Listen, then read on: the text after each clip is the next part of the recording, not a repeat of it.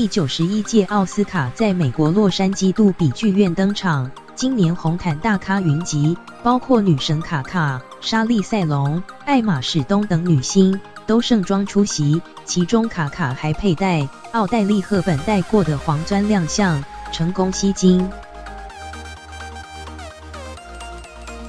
问鼎奥斯卡影后的女神卡卡，穿着 Alexander McQueen 的黑色平口礼服，搭配128.54克拉的黄钻，优雅征战奥斯卡。记者再做一次飞吻，拜托了，女神卡卡。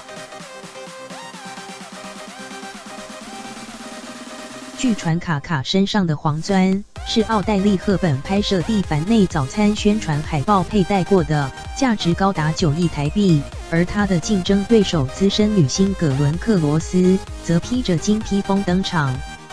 葛伦·克罗斯以爱妻入围女主角，一直被视为影后大的她，穿着披风式的礼服出席。她也透露礼服上镶有400万颗珠珠，重达19.05公斤。本届奥斯卡也邀来亚裔女星助阵，眼红疯狂亚洲富豪的吴甜敏，穿着黄色雪纺礼服，美美露出事业线。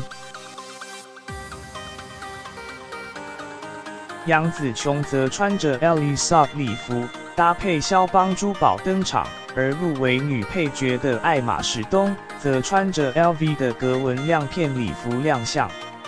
虽然被网友笑说是松饼装，仍有人认为她的玫瑰金战袍很吸睛。龙后艾蜜莉亚·克拉克则穿着粉色礼服登场，搭配短发展现甜美气质。红毯常胜军莎莉赛隆也是短发亮相。她穿着 Dior 高定粉蓝色战袍，大露美背，优雅中不失性感获好评。而惊奇队长布利拉森则选择开高叉露美腿，男星也盛装出席走红毯。